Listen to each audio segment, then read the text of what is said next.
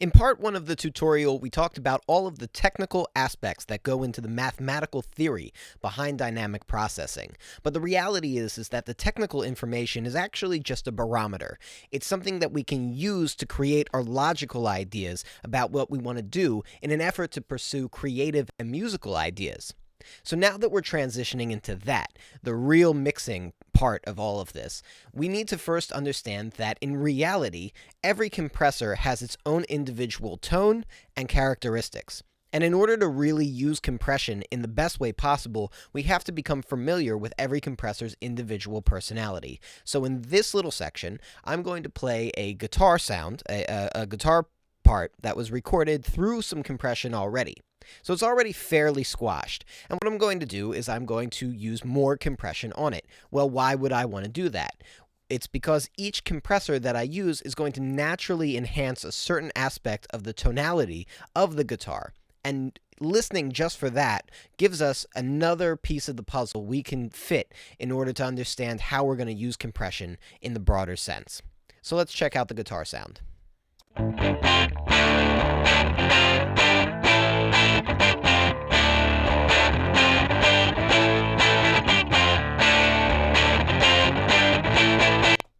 Sounds good. All right, first thing I'm going to pull up here is the Waves 1176. And this is the blackface version, modeled after the revision either F or D, I can't remember which. But anyway, let's check it out.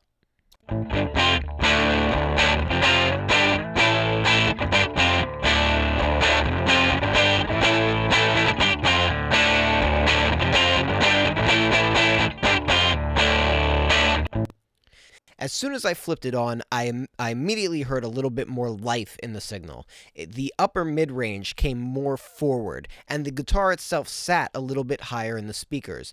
When I say upper mid-range, I'm talking about that like 1 to 2K zone, so it's more like mid-range.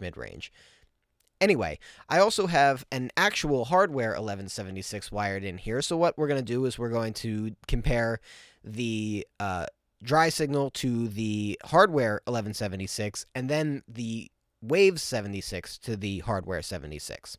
So let's check that out.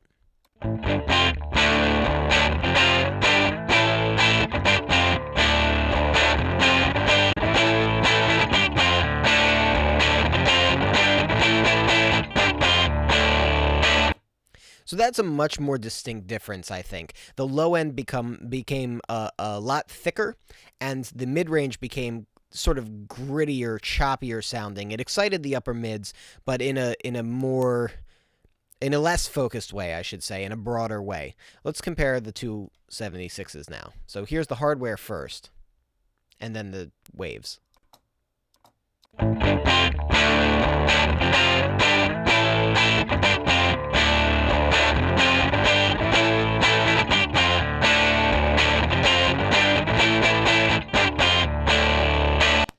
So they're doing something similar. The Waves is slightly clearer sounding. It's a little more polished sounding. It doesn't have quite as much high-end roll-off. There's a little bit of high-end roll-off in the 1176 hardware.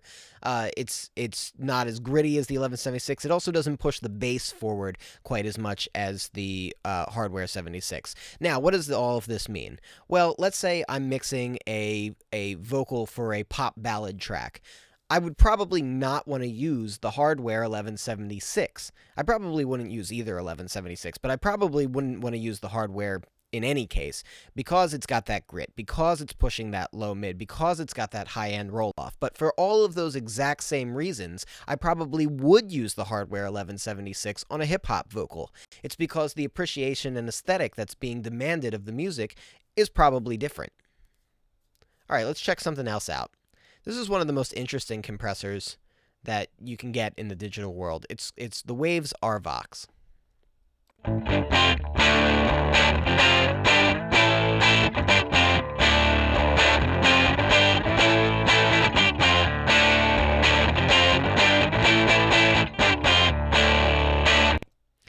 When I engage it, the first thing I notice is that growl in the lower mid-range immediately comes forward. That's kind of cool. And then on top of that, there's a little bit of extra boost that happens in that sort of 1.5K-ish zone as well. I think it's because the low mids and that 1.5 range are two spots where vocals really, it moves vocals forward when those tone ranges are enhanced. All right, now we are going to try the Puigchild 660. This is based on an old Very compressor called a Fairchild 660. It's awesome. It's like $30,000 to get the actual original hardware. But let's see what the... So obviously I don't have that, but maybe one day. Let's check out what the digital replication sounds like.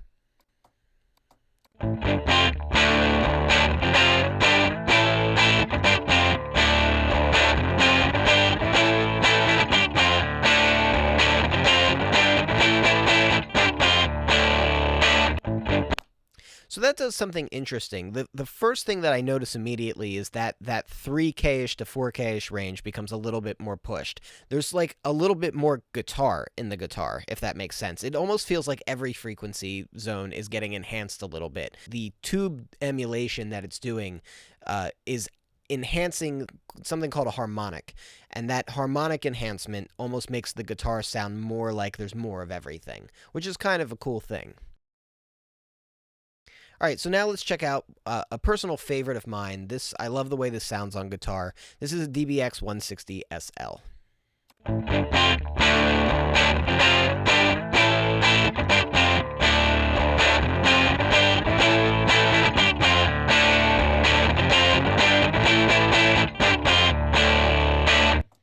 I think it's fairly obvious why I like it. It just sounds really cool. It brings out the mid-range in a really smooth but really forward way. It's like perfect mid-range forwardness. It also does something nice to the low range that really, makes it sort of clearer sounding.